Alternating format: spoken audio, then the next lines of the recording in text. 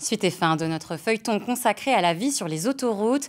Chaque jour, agents et forces de l'ordre se mobilisent pour porter assistance, assurer la sécurité ou encore intervenir en cas d'accident. Épisode signé Sandra Julien avec Isabelle Griffon.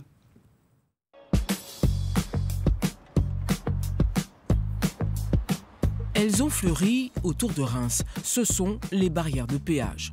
Thilloy, Ormes, Tessy, Reims Sud et la Neuvillette. À ces bornes, les clients doivent s'acquitter d'un droit de passage pour rouler sur les autoroutes. La plupart du temps, ça fonctionne, mais il arrive parfois que quelque chose bloque. Vous avez certainement un badge? Ouais, donc il a fonctionné. Hein. Il faudrait sortir avec du coup. Écopole d'Ormes, dans la Marne, dans un des 5 centres d'assistance partagée du Grand Est. Dans ces centres, on gère 99% des appels à distance. On a un top 3 des motifs d'appel. Le numéro 1, c'est la carte et le badge illisible. Carte bancaire refusée, carte bancaire illisible, badge télépéage refusé ou illisible également. Le top 2, c'est l'activation des monnayeurs et des moyens de paiement, des lecteurs de cartes, quand le client se trompe de voie. Le top 2. Et le top 3, c'est simplement des litiges de classification quand le client est détecté dans une mauvaise classe. Ici, rien n'échappe à la vigilance du superviseur. On ne peut pas gruger, non? À aucun moment? Non. Ah non, non. Si ce n'est pas que ce soit une carte bancaire Visa, même pour les tickets, on a la lecture des plaques aussi. Pour satisfaire les clients, les superviseurs des CAP du Grand Est sont parfois obligés de sortir de leur zone de confort et essayer le polonais, le russe, l'anglais scanner télépasse, please. Et finalement l'italien pour réussir à établir la communication. Alors, puoi avvicinarti alla barriera e spostare il distintivo. Non parlo italiano. Les moments de silence dans cette salle sont rares la journée. Pas une minute sans appel. Sur l'ensemble des 5 CAP, nous sommes à 50 000 sollicitations par semaine. On est capable de monter en période estivale à 60, 65 000. C'est-à-dire que pour le CAP de Ormes, dont je suis responsable, on arrive à une moyenne de 7-8 000 par semaine, soit un peu plus de 1 000 par jour.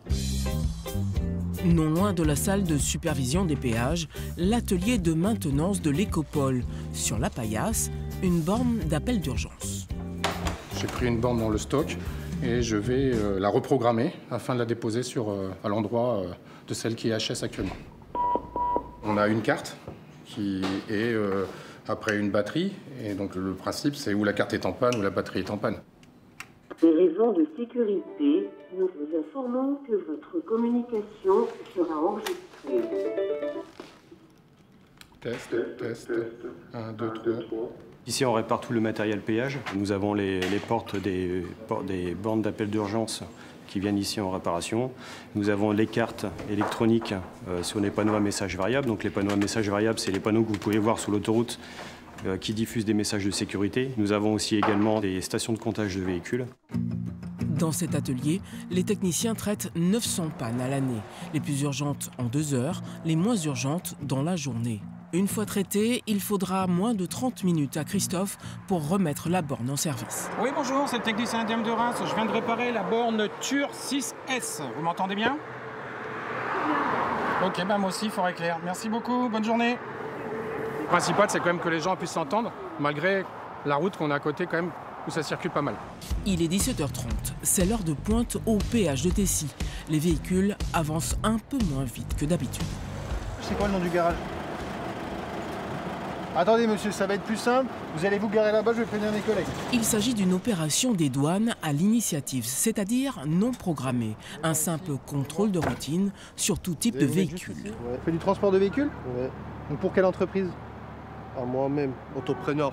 Entrepreneur? Ouais. D'accord, vous avez un document qui l'atteste? Bien sûr, j'ai tout. On peut trouver tout ce qui est tabac qui vient de Belgique et de Luxembourg. On peut aussi trouver de la drogue dure qui viendrait de Hollande.